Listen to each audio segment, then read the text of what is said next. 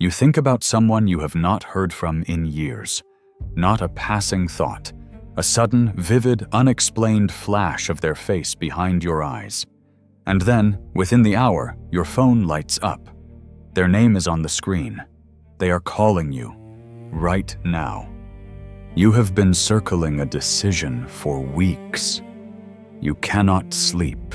The question follows you into the shower, into traffic, into the silence at 2 in the morning when the house is dark and your mind will not stop turning. Then you open a book, not looking for anything in particular, just trying to quiet the noise, and your eyes land on a sentence that answers the exact question you have been asking. Not approximately, exactly, as if someone placed it there, at that page, at that angle, for this moment. You dream of a stranger, not a blurry, forgettable dream, a face, clear as a photograph. 3 days later, you meet them. In a place you almost did not go, at a time you almost did not arrive. Here is what happens next, and it is the same every time. Something inside you goes very quiet. The rational mind reaches for an explanation and finds none that satisfies. What remains is a feeling that sits somewhere between wonder and unease. Something like recognition.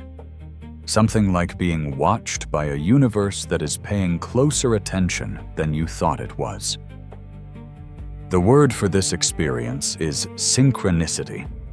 And if your first instinct is to explain it away, to file it under coincidence, probability, the brain's tendency to connect dots that are not really connected, I understand. That is the reasonable response. That is the response most educated people give, and it is not wrong exactly. It is just not complete. Because the dismissal, as clean and rational as it sounds, has a problem of its own. It does not account for the precision. It does not explain why the phone call arrives at that moment, why the sentence on the page maps so exactly onto the interior question, why the dream precedes the meeting by exactly the right number of days. Probability can explain that unlikely things sometimes happen. It cannot explain why they so often happen at the exact intersection of inner need and outer event. This documentary is about that intersection. Not from one side only, not from the side of mysticism, which accepts everything and questions nothing, and not from the side of materialist science, which questions everything and accepts only what fits the current model. We are going to walk the line between them.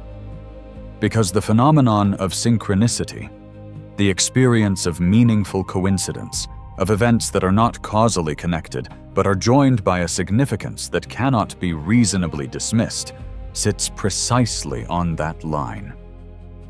It has been reported across every culture, every century, every stratum of human society. It has been experienced by rationalists and mystics alike. It has been studied by psychologists and physicists, and it has never been fully explained by anyone. The word itself was coined in the 1920s by Carl Gustav Jung, one of the most original and controversial minds in the history of psychology. But the experience it describes is older than language.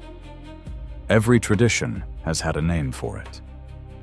The Greeks called it kairos, the moment when the right thing arrives at the right time, as if arranged by a force that does not operate on the clock. The Chinese tradition speaks of Tao, the underlying pattern that connects all things, the grain of the universe that reveals itself in moments of alignment. Indigenous cultures around the world describe a living fabric of meaning in which inner states and outer events are not separate categories, but two expressions of the same underlying order. These are not superstitious people failing to understand probability. These are sophisticated observers of human experience across thousands of years, independently arriving at the same conclusion: that the universe has a texture, that it responds, that there are moments when the boundary between the inner world and the outer world becomes thin enough for something to pass through. Modern science, for the most part, has treated this conclusion as a cognitive error. A beautiful, deeply human cognitive error, but an error nonetheless. The brain sees patterns where there are none. It attributes meaning to randomness. It remembers the hits and forgets the misses. This explanation is real, it is well documented, and it accounts for a great deal of what people call synchronicity. But it does not account for all of it. And the cases it does not account for, the ones where the timing is too precise, the content too specific, the correspondence between inner state and outer event too exact to be comfortably dismissed, those are the cases that have kept this question alive for a century. Those are the cases that made Wolfgang Pauli, a Nobel laureate and one of the founders of quantum mechanics, spend decades working with Jung on the problem. Those are the cases that have driven a quiet, persistent, uncomfortable conversation at the edges of physics, psychology, and the philosophy of mind. A conversation that most institutions would prefer not to have, but that the data will not allow to stop. This video is an attempt to take that conversation seriously, not to prove that synchronicity is real in some grand metaphysical sense, not to debunk it as a cognitive illusion, but to hold the question open long enough to see what it actually contains, and to ask whether the sharp division between meaningful and random, between inner and outer, between mind and world, is quite as clean as the modern worldview assumes. Because here is the thing that sits beneath all the stories, all the research, all the arguments for and against. It is not a claim. It is a question. And the question is this: what if the universe is not divided the way you think it is? What if the boundary between what happens inside your mind and what happens outside it is not a wall, but a membrane? What if the reason certain coincidences feel meaningful is not that your brain is misfiring, but that in those moments you are detecting a real pattern? A pattern that is always there, always operating, but that only becomes visible at certain thresholds of attention, intensity, and need. That is the question this video is built around. We will approach it from the side of psychology, and from the side of physics, and from the side of lived experience. We will look at the best arguments against synchronicity and the strangest evidence in its favor. We will examine the cases that make skeptics uncomfortable and the mechanisms that make believers pause. And we will start where the story itself started, in a consulting room in Zurich, nearly 100 years ago, where a psychologist and a patient sat across from each other, and something happened that neither of them could explain. Something tapped at the window. Zurich, sometime in the late 1920s. A consulting room on the upper floor of a quiet building near the lake. Two people sit across from each other. One of them is Carl Gustav Jung, already, by this point, one of the famous and most divisive figures in the history of psychology. A former protege of Freud, who had broken with his mentor over what he considered the older man's dogmatic insistence that all unconscious material was sexual in origin. A clinician with an international reputation, a library that spanned a dozen languages, and a willingness to follow ideas into places where most of his colleagues refused to go. The other person is a patient, a woman. Intelligent, highly educated, rational to the point of rigidity. She had been in analysis with Jung for some time, and the work had stalled completely. Every session followed the same pattern: polished explanations, impeccable logic, total emotional distance. She could describe her dreams with flawless precision and interpret them with textbook accuracy. And none of it touched her. The insight remained purely intellectual. She understood everything and felt nothing. Jung was beginning to think the case was stuck in a way that no amount of talking could fix. Then one morning, she arrived shaken. She had dreamed of a golden scarab beetle. She had looked it up, she said. She knew it was an ancient Egyptian symbol, associated with the sun god Khepri, with death and rebirth and transformation. The scarab rolls a ball of dung across the earth, the way Khepri was believed to roll the sun across the sky. It represented the cycle of destruction and renewal, the emergence of new life from the remains of the old. She told Jung all of this in her usual analytical manner. She knew the symbol, she understood its meaning, and she still felt nothing. The knowledge sat in her head like a fact in an encyclopedia, accurate, complete, and entirely inert. Jung listened. And then something happened that neither of them was prepared for.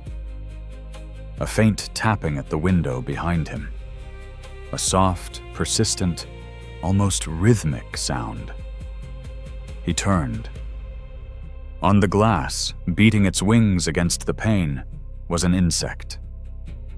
A rose chafer beetle, Cetonia aurata, the closest thing to a golden scarab that exists in the Swiss climate. It had no business being there. The species is not typically found at that altitude in Zurich, and it is not drawn to darkened consulting rooms. But there it was.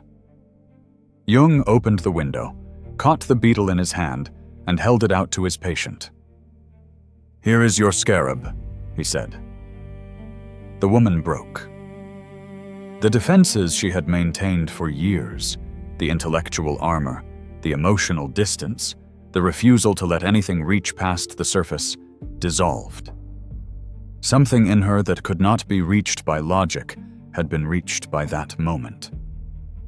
The therapy turned. She began, for the first time, to feel what she had only been thinking.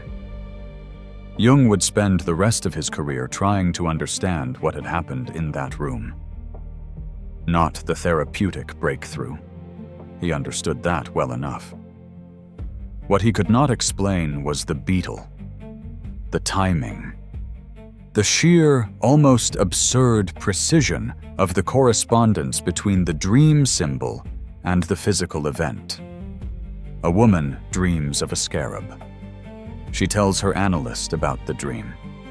And at that exact moment, not an hour later, not the next day, but during the telling, the living analog of the dream symbol appears at the window. There was no causal connection. The beetle did not fly to the window because the woman was talking about scarabs. The dream did not summon the insect. No force, no signal, no mechanism that classical physics could identify linked the two events.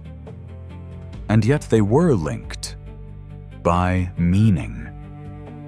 By a correspondence so precise that calling it random felt less like skepticism and more like a refusal to engage with what had actually happened. Jung gave this category of experience a name. He called it synchronicity, and he defined it carefully because he knew the ground he was standing on was dangerous. Synchronicity, in Jung's formulation, is a meaningful coincidence, an acausal connecting principle. Two events that share no causal relationship but are connected by significance. Not significance imposed by the observer after the fact, but significance that is, as he put it, already there, inherent in the structure of the moment itself. He was careful to distinguish this from mere coincidence. Coincidence is the domain of probability, unlikely things that happen because, given enough events, unlikely things are inevitable. You think of an old friend, and they call. This happens statistically because you think of old friends more often than you track, and some of them occasionally call. The hit is memorable. The 1,000 misses are forgotten.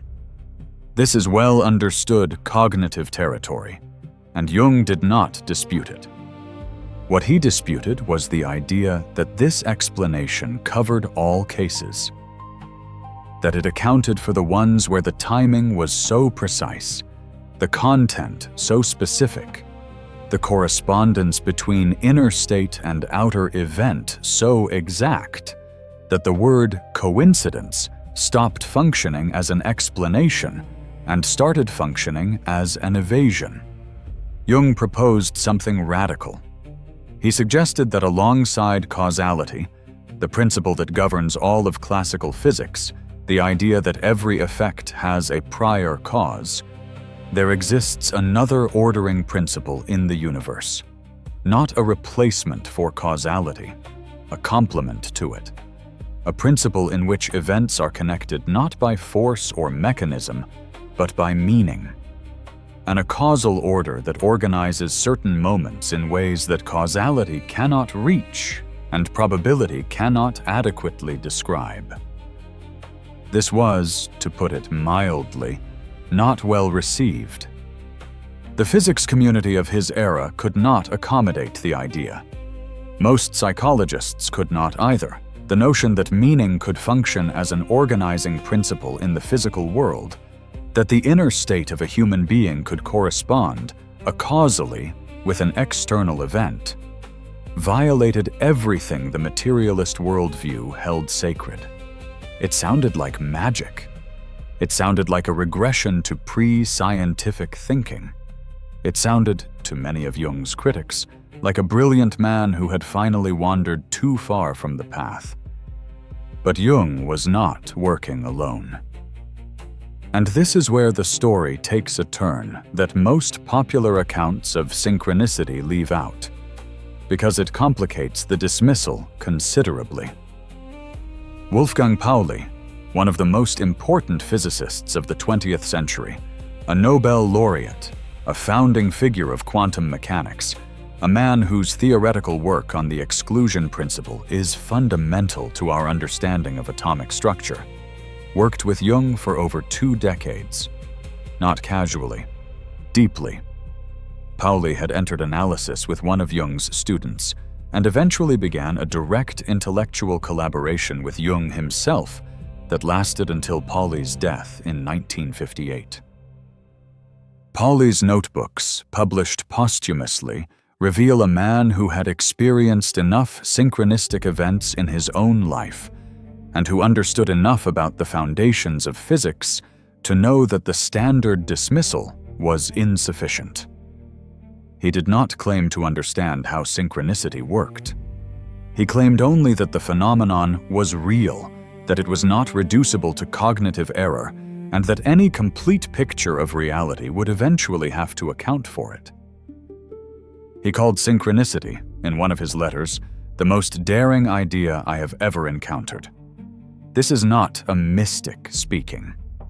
This is a man who helped build the mathematical architecture of quantum mechanics, a man who understood probability better than almost anyone alive, a man who was, by every measure, among the most rigorous scientific minds of his century. And he took synchronicity seriously. That does not prove anything. One physicist's conviction, however brilliant, is not evidence. But it removes the easiest dismissal, the idea that only soft-minded, scientifically illiterate people take these experiences seriously. Pauli was neither soft-minded nor illiterate. He simply witnessed enough to know that the easy explanation was not the whole explanation. And he was not the last. Because the field of physics itself, in the decades after Jung and Pauli's collaboration, began to produce results that made the strict materialist dismissal of synchronicity harder, not easier, to maintain. That is where we are going next. Before we go any further, we owe the skeptic their full argument. Not a straw man version, not a caricature, the real thing. Because the scientific case against synchronicity is strong, and if we are going to take the phenomenon seriously, we have to take the objection seriously too. Here it is.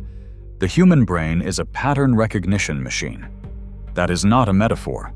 It is a description of the organ's primary evolutionary function. Your brain evolved, over hundreds of thousands of years, to detect patterns in the environment, because detecting real patterns was the difference between life and death. The rustle in the grass that might be a predator. The darkening of the sky that precedes a storm. The facial expression of a rival that signals aggression. Missing a real pattern could kill you.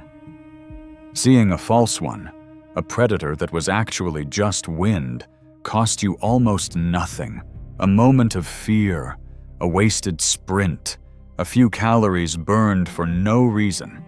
So natural selection tilted the scales. It built a brain that over-detects, a brain that would rather see 100 false patterns than miss one real one. A brain that finds faces in clouds, hears voices in static, sees intention behind accidents, and attributes meaning to random events. Because the cost of doing so, in evolutionary terms, was negligible compared to the cost of the alternative. This tendency has a name. It is called Apophenia, the perception of meaningful connections between unrelated things. And its close cousin, pareidolia, is the perception of recognizable shapes in random stimuli.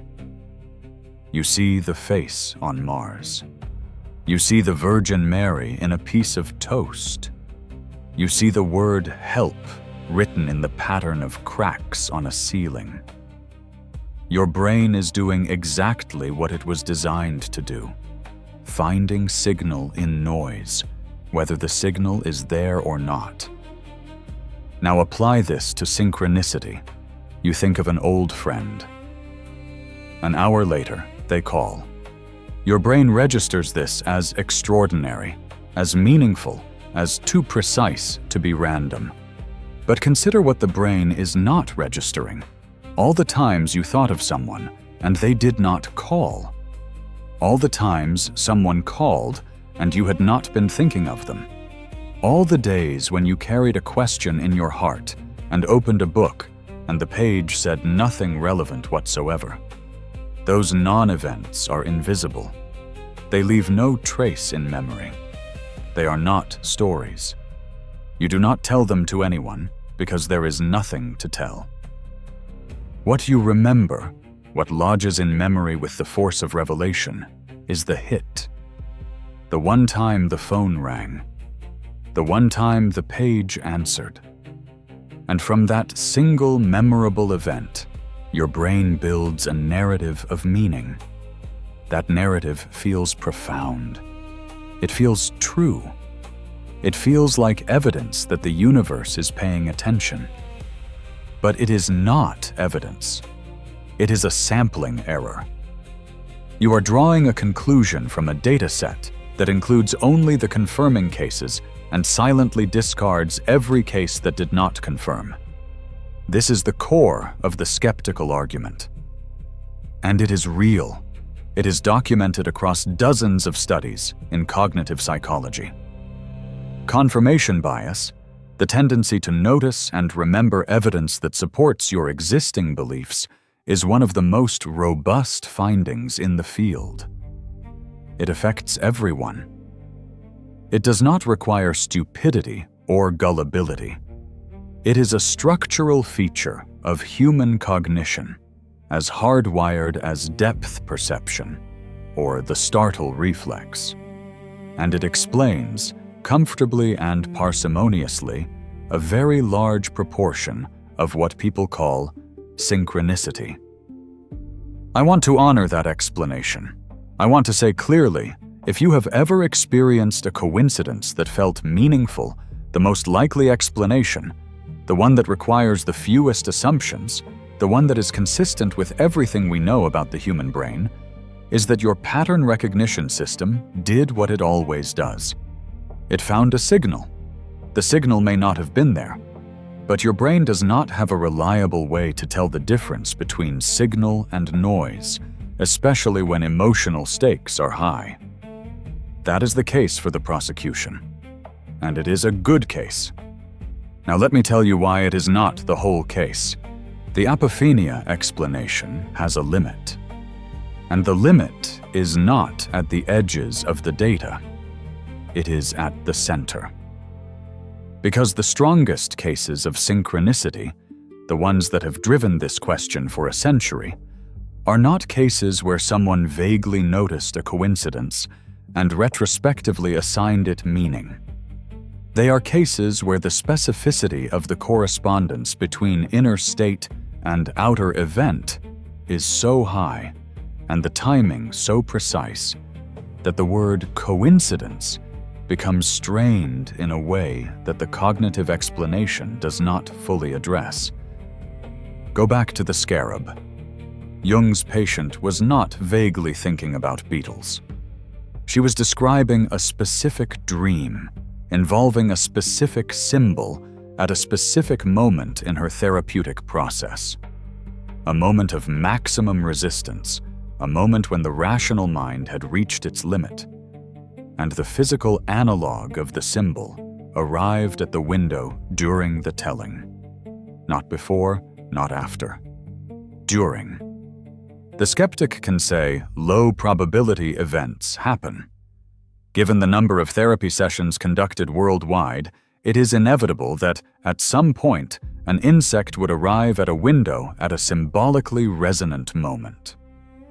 This is technically true. But it is a strange kind of technically true, one that accounts for the possibility of the event while explaining nothing about why this event, in this room, at this moment, for this patient, carried the precise symbolic content it did. The problem is not that the skeptical explanation is wrong. The problem is that it is unfalsifiable in the other direction. It can explain any single synchronistic event by appealing to probability and cognitive bias. But by doing so, it renders itself unable to be surprised by any level of specificity. No matter how precise the correspondence, no matter how improbable the timing, the answer is always the same. Unlikely things happen, and brains are wired to notice them. This is true. But if no conceivable case could change the conclusion, then the conclusion is not being tested. It is being assumed. And that is a problem for the scientific method, not just for synchronicity.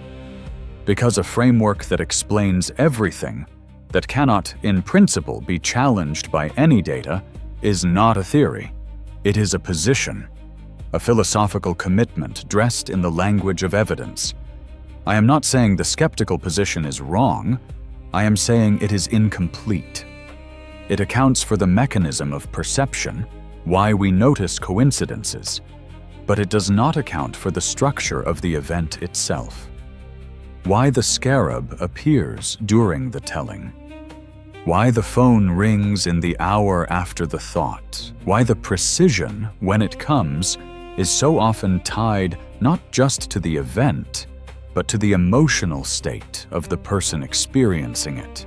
There is a gap between what the brain does with a coincidence and why the coincidence has the content it has. The skeptical explanation covers the first half. The second half remains open. And it is into that open space that physics, unexpectedly, walked. For roughly 250 years, science operated on a very clean assumption. The universe is a machine.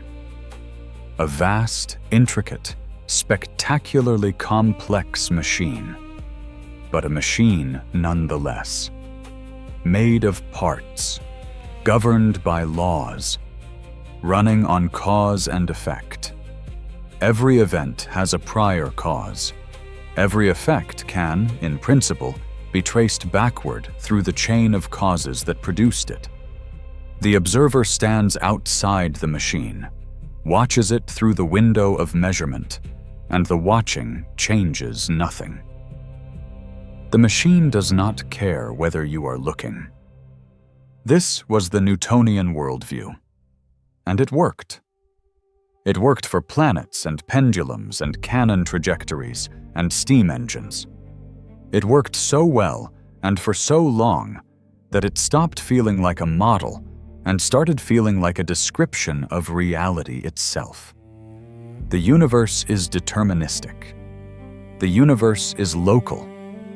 The universe is composed of distinct objects occupying distinct locations, interacting through forces that propagate through space at finite speeds. The observer is irrelevant. The clockwork runs whether you wind it or not. And then, in the first decades of the 20th century, the clockwork broke. Quantum mechanics did not arrive as a gentle correction to the classical picture. It arrived as a demolition. At the scale of atoms and subatomic particles, every single one of the classical assumptions, determinism, locality, observer independence, the existence of definite properties prior to measurement, came under direct experimental challenge. And the results were not ambiguous. They were precise, repeatable, and devastating to the common sense picture of how reality works. Let me describe two of the results that matter most for our topic. The first is the observer effect. In quantum mechanics, the act of measurement is not passive. It is not a window through which you watch the machine without disturbing it. At the quantum level, measurement appears to participate in determining the outcome. A particle does not have a definite position until it is measured. It exists in what physicists call a superposition, a mathematical description of all the positions it could occupy, weighted by probability. The moment you measure it, the superposition resolves into a single definite state.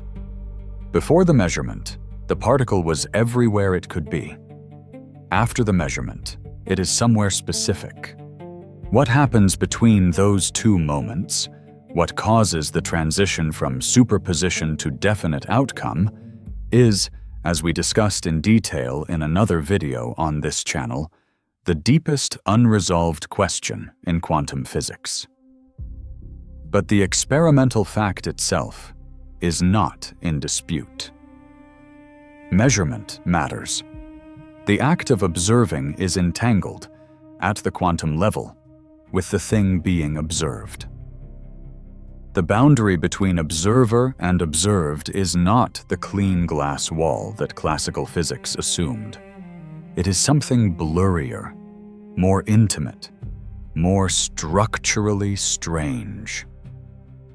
Now, does this prove that synchronicity is real? No, it does not. And anyone who tells you that quantum mechanics explains synchronicity is making a leap that the physics does not support. Quantum effects operate at subatomic scales.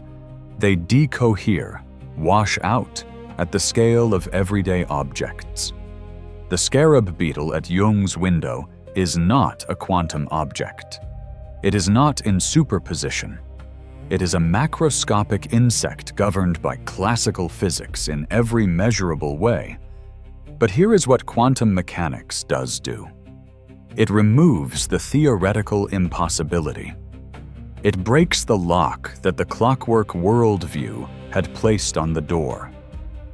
Because the clockwork said, the observer is irrelevant. The universe does not care whether you are watching. Inside and outside are strictly separated. Meaning is something minds impose on events, not something events contain. These were not empirical findings, they were axioms, and quantum mechanics shattered every one of them at the level where the axioms are testable. The second result is non-locality, and this one cuts even deeper. In 1964, physicist John Bell derived a mathematical inequality showing that if the universe is locally real, if objects have definite properties, and if influences between distant objects are limited to signals traveling at or below the speed of light, then certain statistical correlations between measurements on entangled particles must obey a specific bound. If the correlations exceed that bound, then either locality or realism, or both, must be wrong. The experiments have been done, repeatedly, with increasing precision. The correlations exceed the bound. Bell's inequality is violated. In 2022, the Nobel Prize in Physics was awarded for this work. The universe is not locally real in the way classical physics assumed. What this means in plain language is that the parts of the universe are not as separate as they look. Two particles that have interacted can remain correlated in ways that do not respect spatial distance. Measure one, and the state of the other is instantaneously determined. No signal passes between them, no force, no mechanism that classical physics can identify. The correlation is non-local. It is, in Einstein's famous phrase, spooky action at a distance. This does not mean entangled particles are sending messages faster than light. It does not mean your thoughts can influence events on the other side of the planet. The physics is clear on this. Non-locality in quantum mechanics cannot be used to transmit information. But what it does mean is that the universe contains connections, structural, physical, experimentally confirmed connections that do not respect the boundaries your common-sense model of reality assumes. And this is where the relevance to synchronicity becomes, at minimum, interesting. Not proven. Interesting. Because the phenomenon Jung described, a meaningful connection between inner state and outer event, with no causal mechanism linking the two, looks, at least structurally, like a macroscopic analog of quantum non-locality. Two events that share no causal connection but are correlated in ways that cannot be comfortably dismissed as random. Pauli saw this. It is why he worked with Jung. He recognized that the foundations of quantum mechanics, the observer's role in measurement, the non-local correlations between entangled systems, the collapse of the deterministic clockwork, had opened a space in which something like synchronicity was no longer theoretically forbidden. Not proven, not explained, but no longer impossible in the way the classical worldview had made it seem. Whether quantum mechanics provides an actual mechanism for synchronicity remains unproven. The scales are wrong. The decoherence problem is real. No experiment has demonstrated a direct link between quantum non-locality and the kind of macroscopic meaningful coincidences Jung described. Anyone who tells you otherwise is overselling the physics. But quantum mechanics has done one irreplaceable thing. It has dismantled the worldview in which synchronicity was impossible by definition. The universe is not a clockwork. The observer is not irrelevant. The parts are not as separate as they appear. And the clean division between inner and outer, between the mind that observes and the world that is observed, is not a feature of reality. It is a feature of a model of reality that the 20th century broke. In that universe, The actual universe, the one the experiments describe, synchronicity does not seem impossible at all. It seems like the kind of thing you might expect to find if you knew where to look. And Jung thought he knew where to look, not at the quantum level. Deeper, at a level of psychic reality that he believed was shared by all human beings, beneath the surface of individual experience. A level he called the collective unconscious. That is where we go next.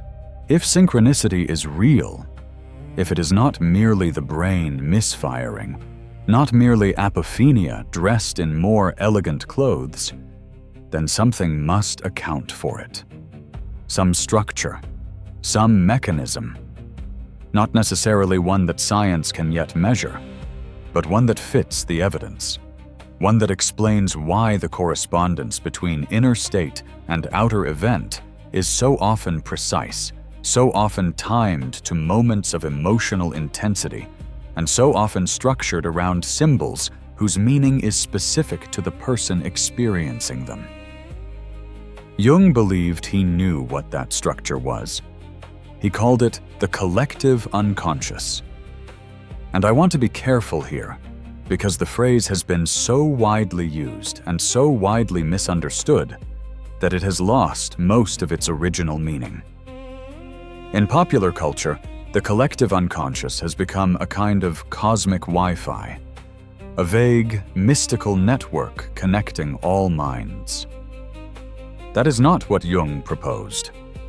What he proposed was more specific, more structural, and more interesting. Jung's model of the psyche has layers. At the surface is the conscious mind, the part you experience as yourself, the part that narrates your life, makes decisions, has opinions. Below that is the personal unconscious.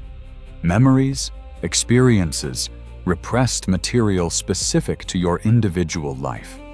And below that, deeper than any personal history, lies what Jung called the collective unconscious, a stratum of psychic reality that is not personal, not acquired through experience, and not confined to any individual brain. The collective unconscious, in Jung's formulation, is populated by archetypes, universal patterns, images, and motifs that recur across all cultures, all periods of history, all mythological traditions. The hero, the shadow, the wise old man, the great mother, the trickster, death and rebirth, the descent into darkness and the return to light. These are not cultural inventions passed from one society to another. They appear independently in civilizations that had no contact, separated by oceans and millennia. The scarab beetle is one of them, a symbol of transformation that appears in ancient Egypt, in Kafka, and at a window in Zurich, because the archetype it represents is not local to any culture. It is structural to the human psyche itself. Now here is where Jung's model becomes relevant to synchronicity.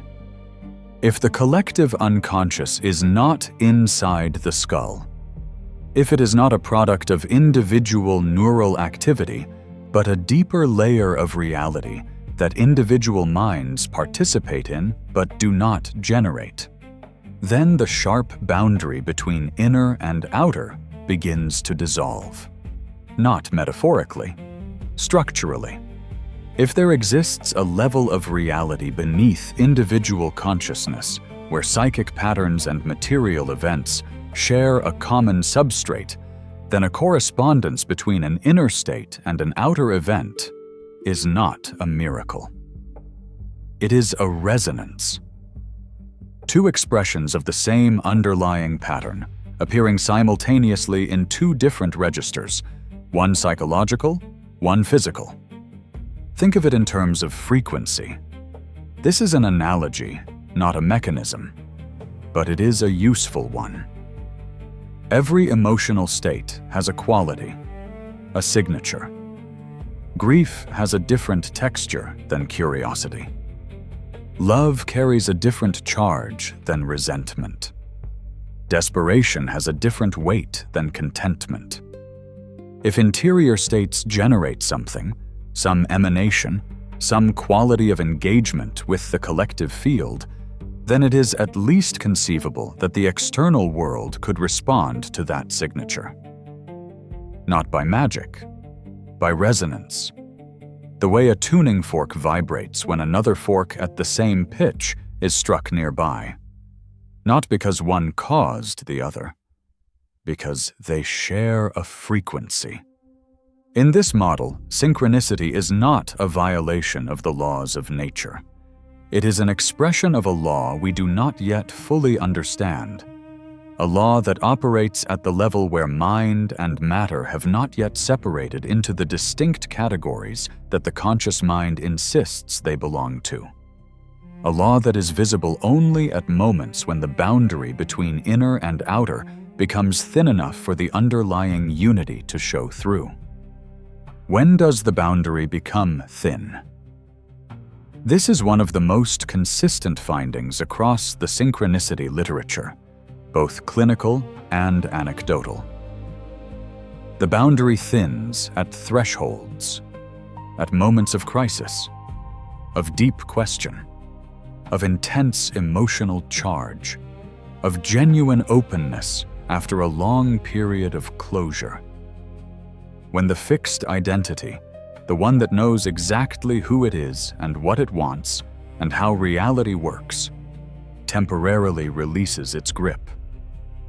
In that release, something moves, the field responds, and the coincidence arrives.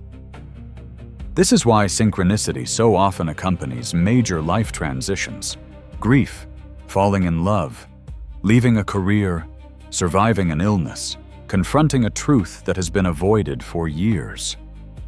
These are the moments when the habitual self is loosened, when the patterns that have been running on autopilot are interrupted, when the psyche, for a brief window, is open in a way it normally is not.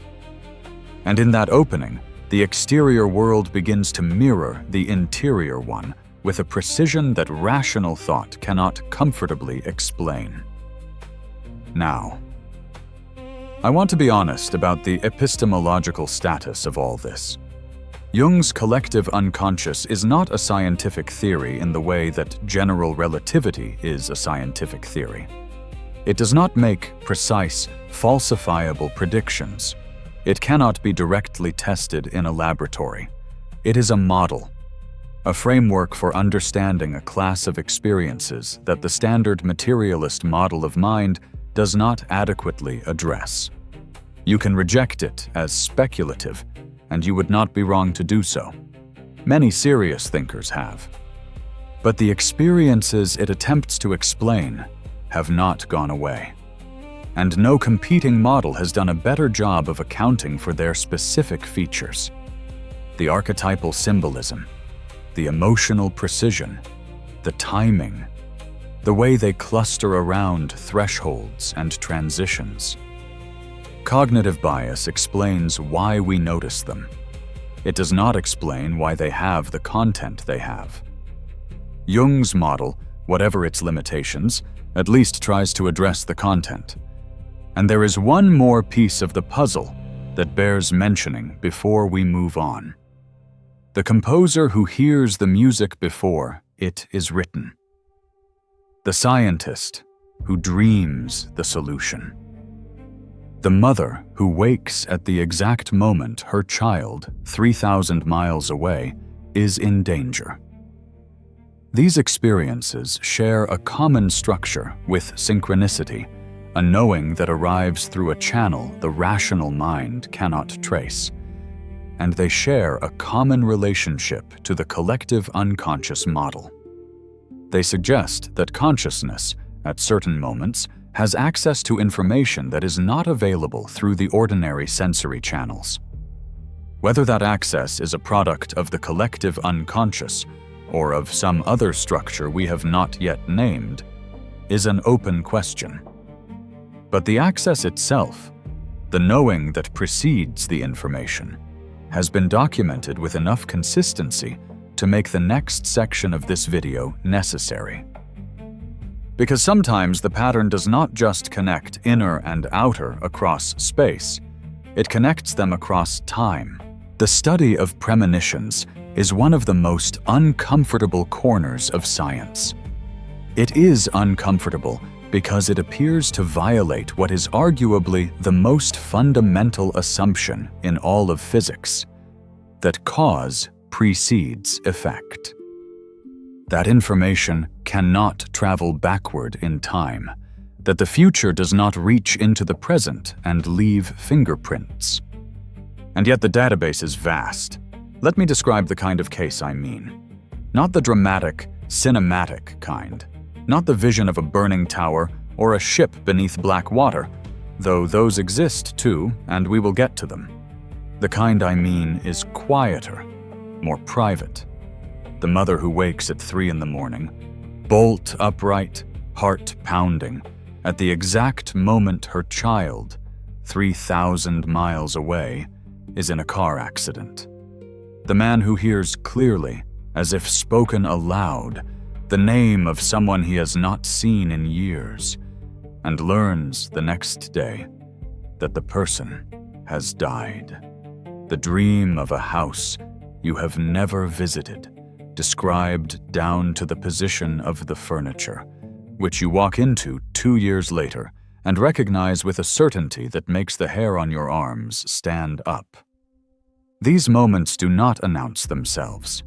They do not arrive with proof or documentation or a control group. They arrive quietly, in the private dark, and leave you with a question you cannot answer. How did I know? The materialist response is the same one we explored in the section on cognitive bias. You did not know. You had a feeling, and the feeling happened to coincide with an event.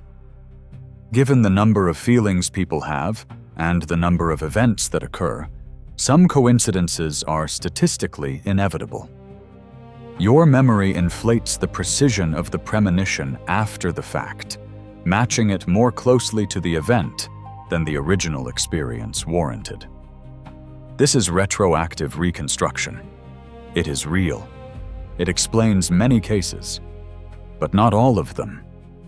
And the ones it does not explain are the ones that have driven a quiet, persistent research program at the edges of experimental psychology for decades. Dean Radin, a researcher at the Institute of Noetic Sciences, has conducted a series of controlled laboratory experiments that approach the phenomenon from a different angle. Not anecdotal reports, but measurable physiology. The experimental design is straightforward. A subject sits in front of a computer screen. The computer will display an image, randomly selected from a pool that includes both calm, neutral images and emotionally disturbing ones.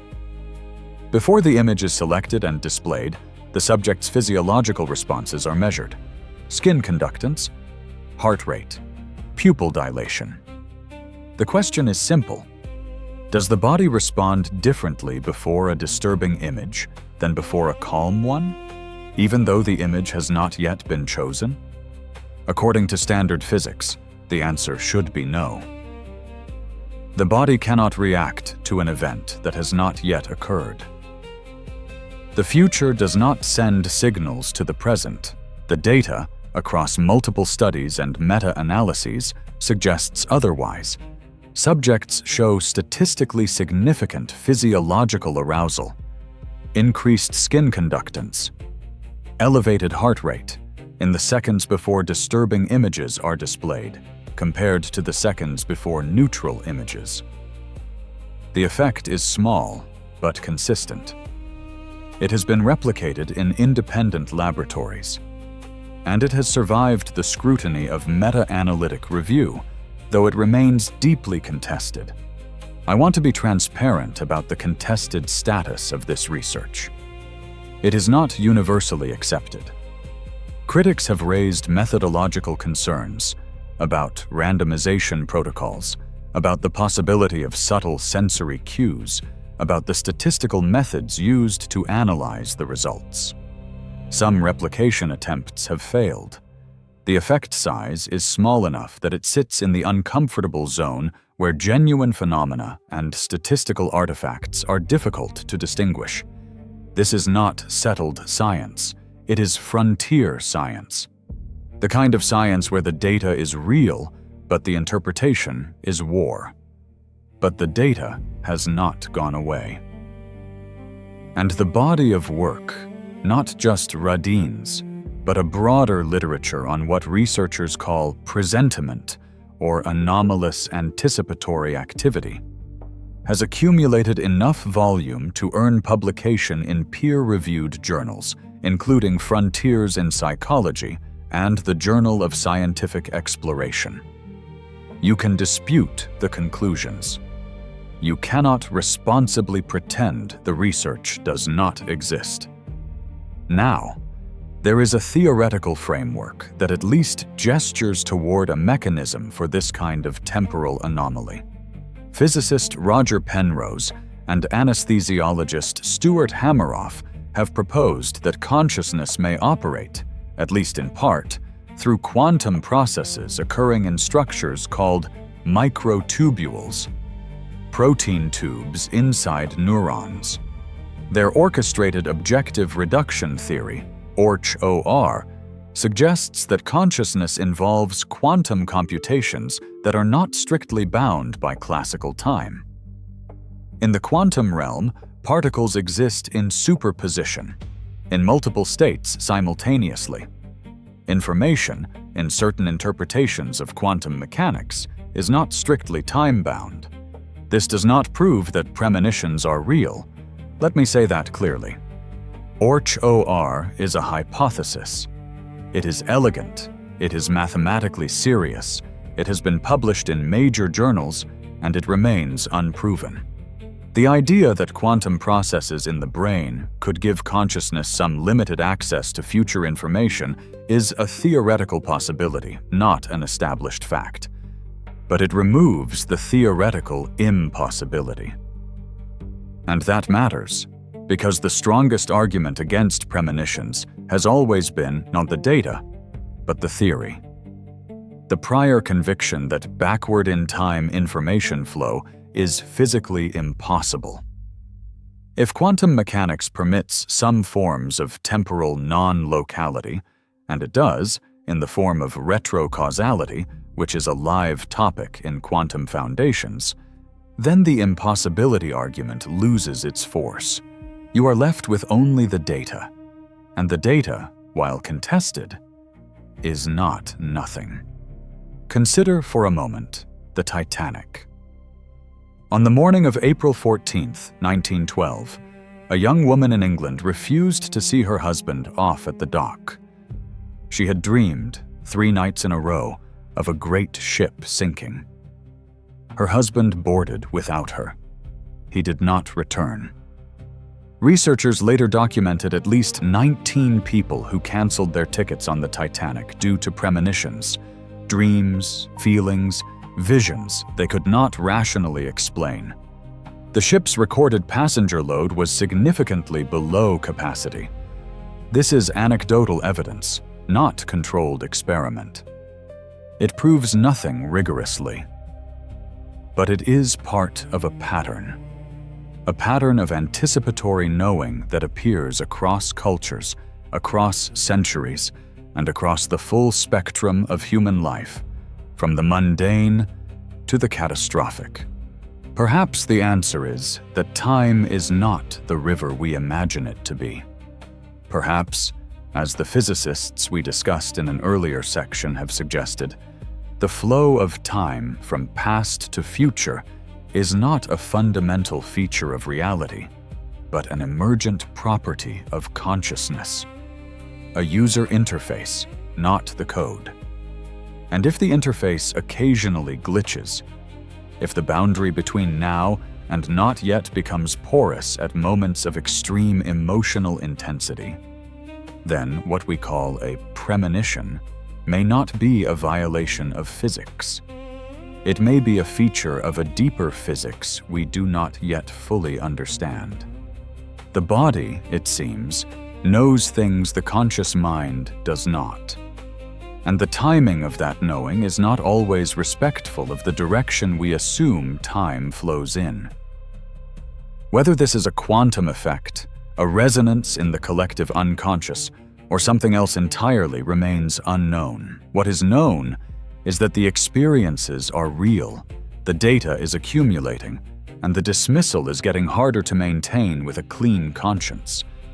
And if the pattern can reach across time, it can also speak through objects, through the precise, uncanny, almost unbearably personal timing with which certain things arrive in our lives, not just when we want them, but when we need them. And that is what we look at next. Objects carry weight, not just the physical kind, though they carry that too. There is another kind of weight, the weight of meaning, of timing, of arrival. And the stories are everywhere, once you start collecting them. A woman is sorting through her late mother's belongings, years after the death. She is at her lowest point, not grief exactly, but something colder. The slow erosion of purpose that comes when you have carried a question too long without an answer. She has been considering giving up on something important, walking away from a path she always believed was hers. She opens a drawer she has opened 100 times before. At the back, beneath everything, a folded piece of paper she has never seen. Her mother's handwriting. A sentence, a single sentence, that answers precisely the question she has been carrying all week. Not a vague sentiment about courage or perseverance, a specific sentence addressing a specific situation, as if written for this exact moment, even though it was written years before the moment existed. A man loses his wedding ring during the worst period of his marriage.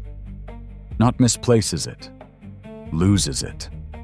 It vanishes entirely for 4 years. The marriage buckles and nearly breaks.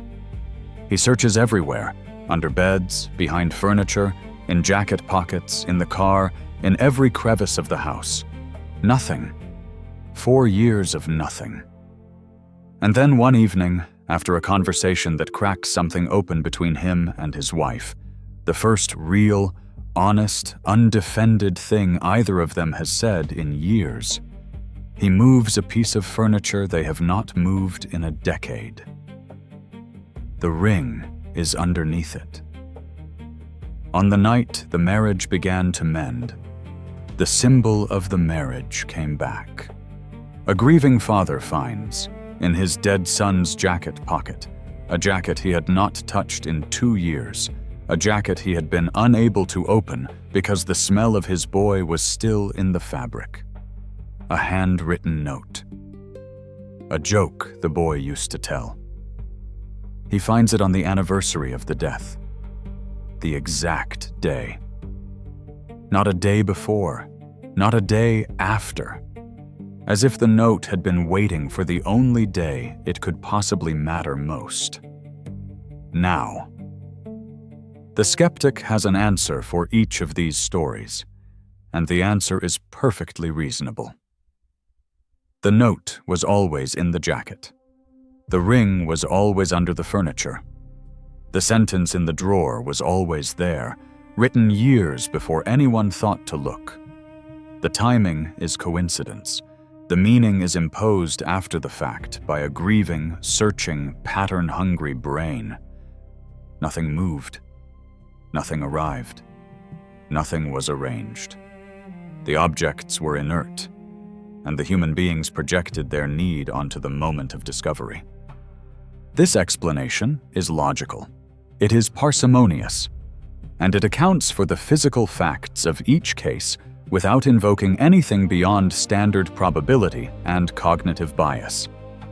But it does not account for the thing that makes these stories unforgettable to the people who live them: the precision of the timing. The note does not say something general. It contains the specific joke found on the specific day by the specific person who needed to hear it most. The ring does not reappear on an arbitrary Tuesday. It reappears on the night the marriage begins to heal. The mother's sentence does not address some broad philosophical question about the meaning of life. It addresses the exact question the daughter was asking that week, in language so precise that reading it felt less like finding a note and more like receiving one. Probability can explain the existence of each event in isolation. What it struggles to explain is the specificity of the correspondence between the event and the interior state of the person experiencing it. And that correspondence, the mirror between inside and outside, between the content of the object and the content of the need, is the heart of synchronicity as a phenomenon.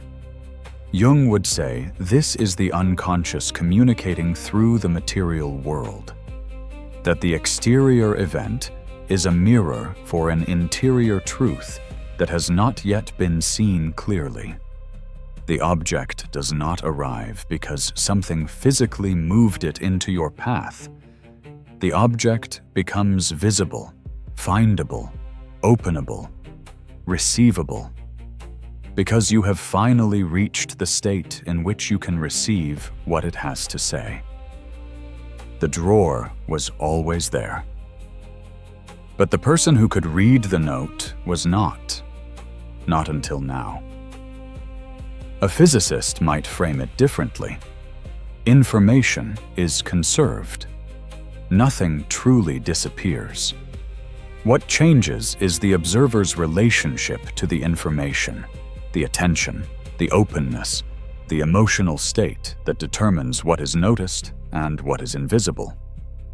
When the internal state shifts, information that was always present becomes suddenly, startlingly available. A theologian might say, grace arrives in the form the receiver can actually receive, not as a burning bush, not as a voice from the sky, as a folded piece of paper in a drawer, as a ring beneath a bookshelf, as a joke in a jacket pocket on the day it would hurt the most and help the most simultaneously. The person holding the note, or the ring, or the letter, they say something simpler. They say, I was meant to find this now.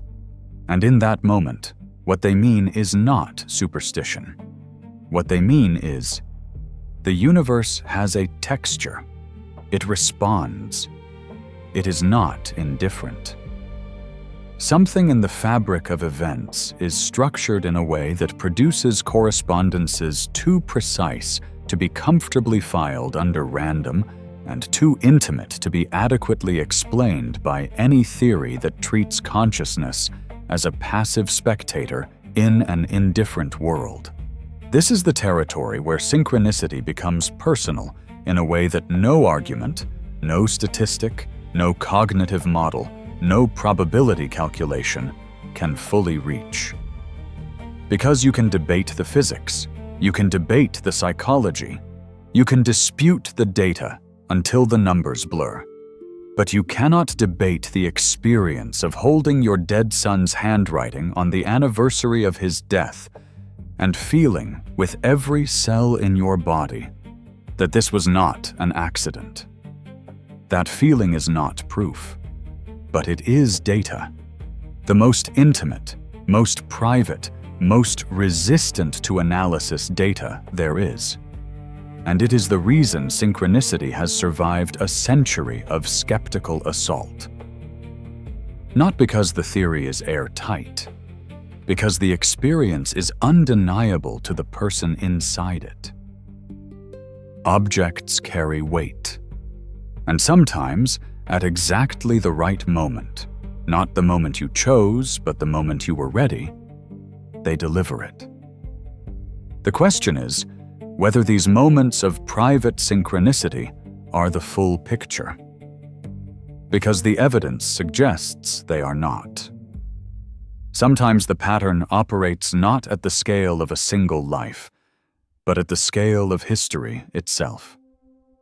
Sometimes the coincidences ripple through groups, through nations, through the collective fabric of shared human experience. And when that happens, the word coincidence does not merely feel insufficient. It feels like a refusal to see. There are periods in a life when synchronicity arrives not as a single event, but as a cascade.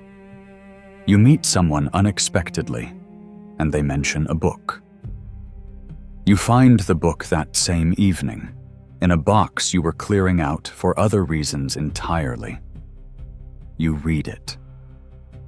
A passage sends you toward an idea. The idea leads you to a conversation you had been avoiding.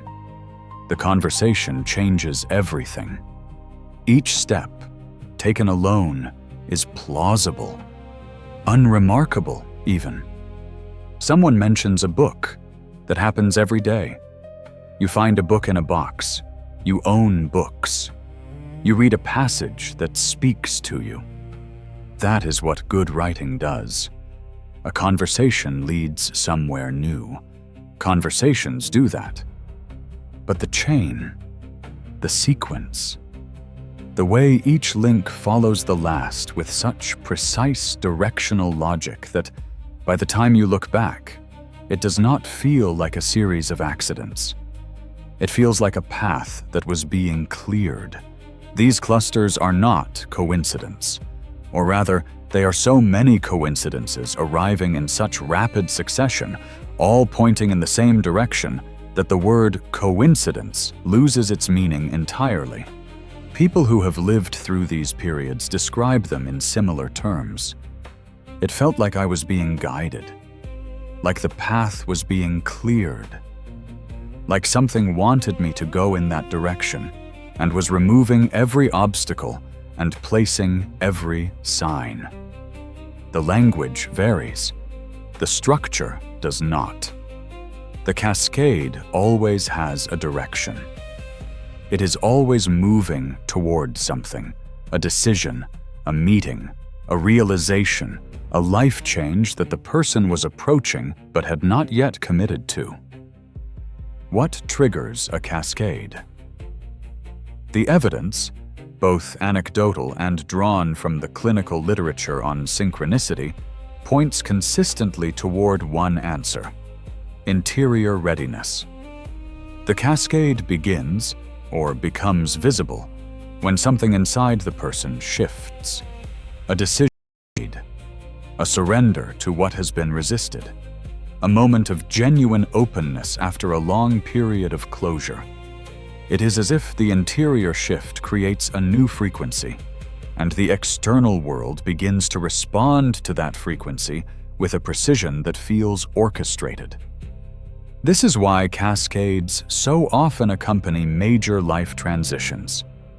Grief, falling in love, leaving a career, surviving an illness, finally admitting a truth that has been buried for years.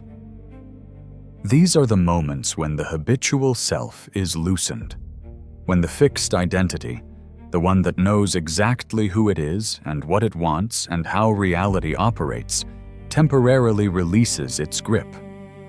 And in that release, something moves, the field responds, the coincidences arrive, not one by one, but in waves. But there is another kind of cascade that no one asks for. It arrives not as a gift, but as a collapse. The job ends, and the marriage breaks, and the health fails, and the friendship fractures. All in the same season, sometimes in the same month.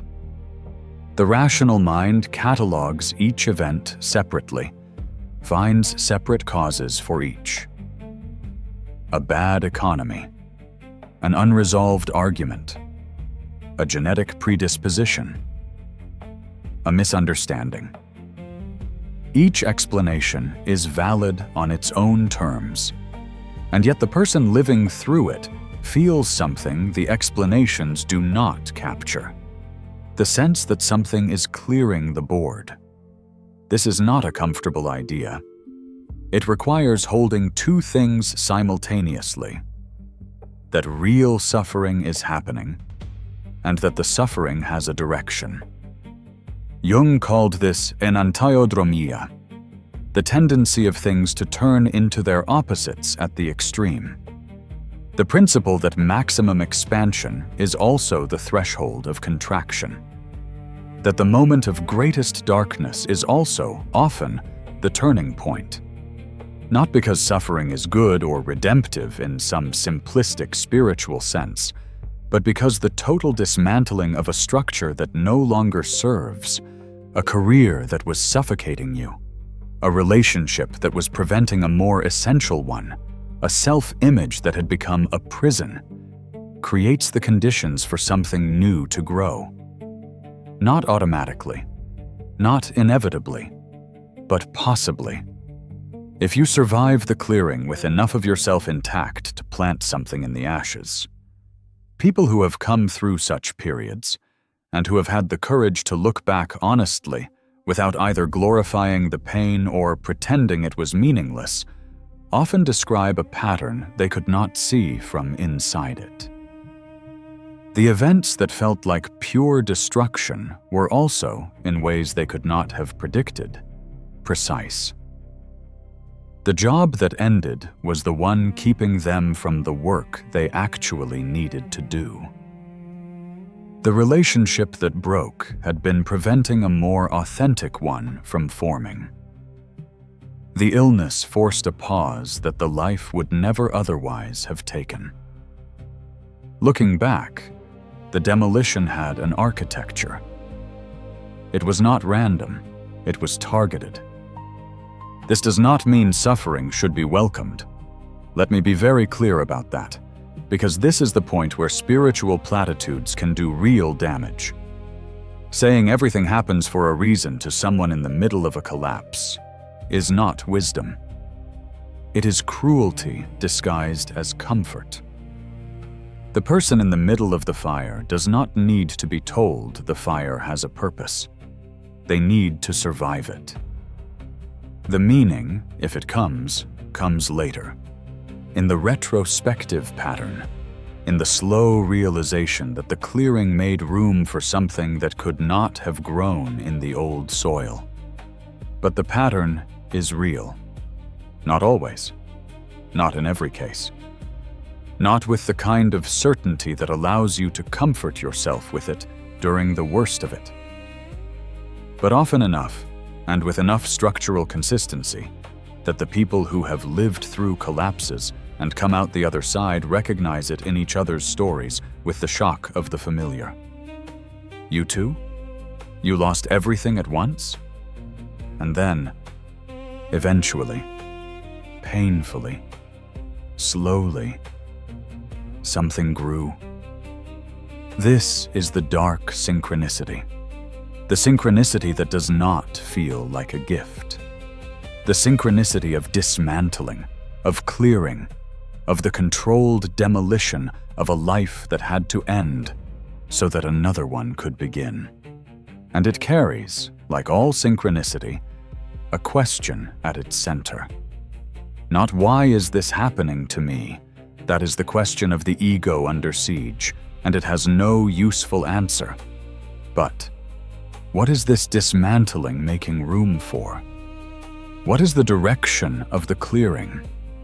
What would grow here if I let it?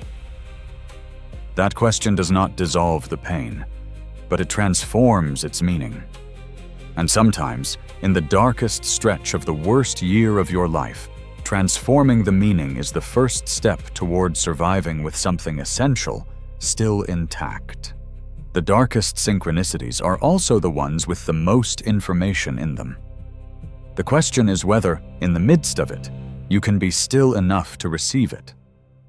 And that, the question of reception, of attention, of how to actually engage with synchronicity rather than merely being startled by it, is where this entire documentary has been heading.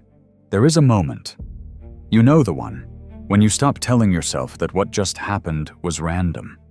Not because you have proof, not because you read a paper or heard a lecture, but because the coincidence was too precise, too perfectly timed, too eerily relevant to the exact question you were carrying.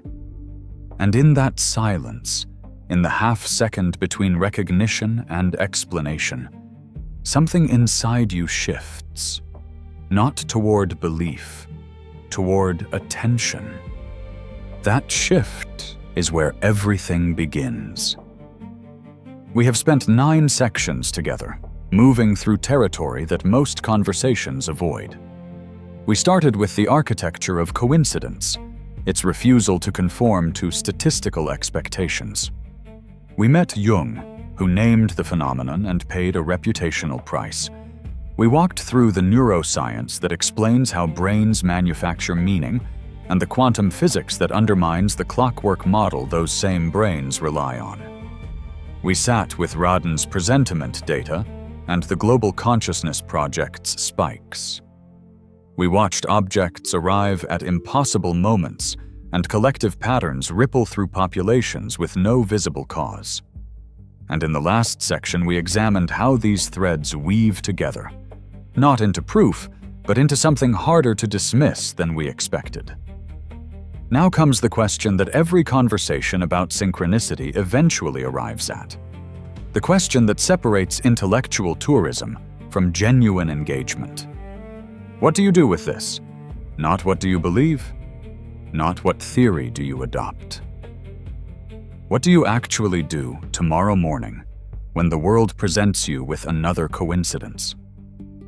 Do you scroll past it? Do you laugh nervously and change the subject? Or do you do something different? Do you respond? Here is the first practice, and it is almost embarrassingly simple. Write it down. Every coincidence, every strange timing, every name that appears 3 times in one day, every song that answers the question you asked in the shower, every stranger who says exactly what you needed to hear. Get a notebook, physical, not digital, and start recording. Date, time, what happened, what you were thinking about beforehand. This sounds trivial. It is not.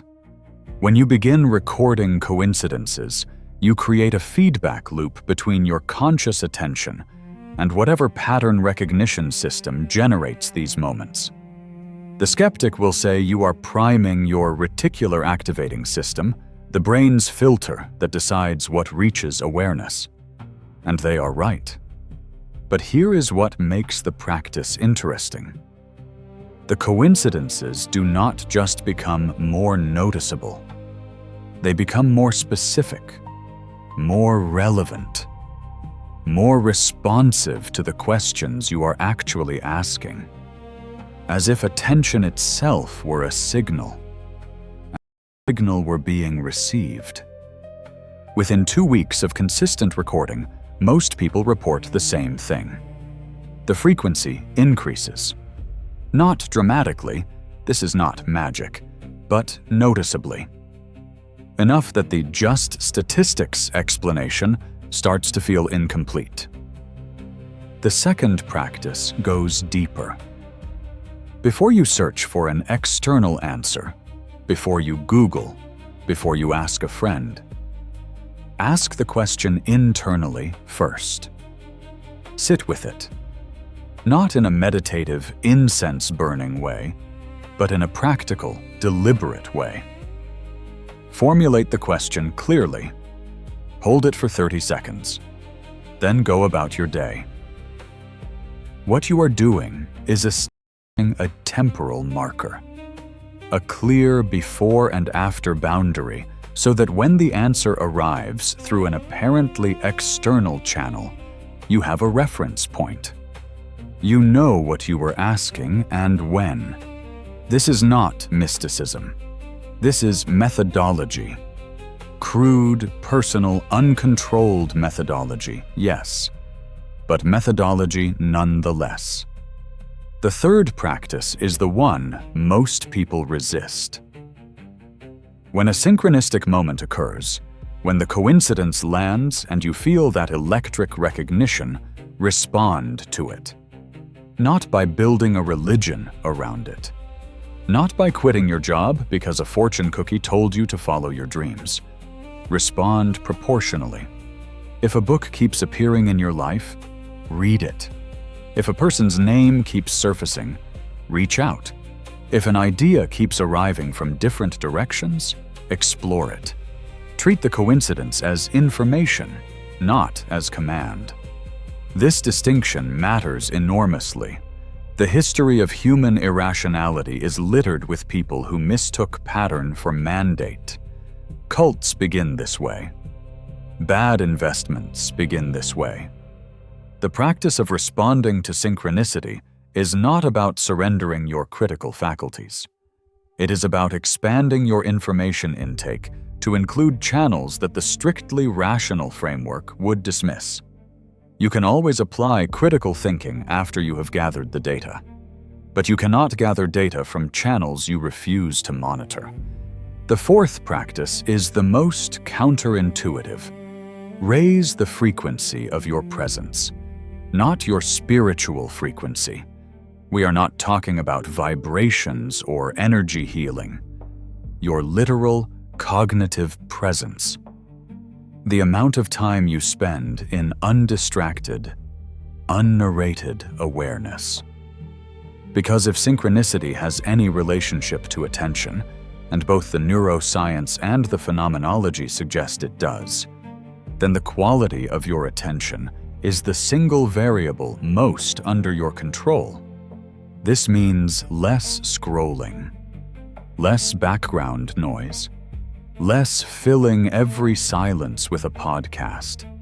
It means walking without earbuds occasionally, sitting in a waiting room without reaching for your phone, allowing boredom, which is really just the mind's withdrawal symptom from constant stimulation.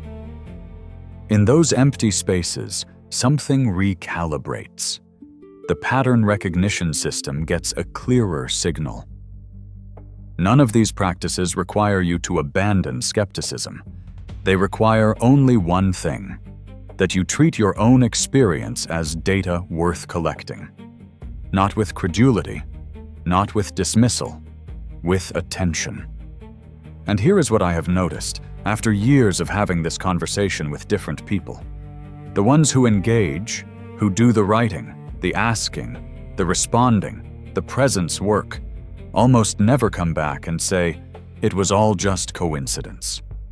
They also almost never say, "The universe is definitely talking to me." They say something much more interesting. They say, "I don't know what this is, but my life got better when I started paying attention to it." That might be the most honest conclusion available right now. Not a theory, not a belief system, a pragmatic observation. Something happens when attention meets coincidence. Something the current scientific framework cannot fully explain, and the mystical framework cannot reliably predict. Something that lives in the gap between those two ways of knowing. And maybe that gap is not a problem to be solved, but a space to be inhabited. You have been watching this video for a while now. Out of every video you could have clicked, every rabbit hole you could have fallen into, you ended up here. If this conversation resonated, if something matched a question you have been carrying, subscribe. This channel lives in the territory where science gets uncomfortable and philosophy gets practical. Hit subscribe and leave a comment about your own synchronicity experiences. Some of the best insights come from the people watching, not the person narrating. The pattern behind every coincidence might be nothing, or it might be something so fundamental to experience that we do not yet have the instruments to measure it. Either way, it deserves better than a shrug. You felt something while watching this. Whatever it was, curiosity, recognition, skepticism, wonder, follow it. Write it down. The conversation never stops. It just waits for you to start listening.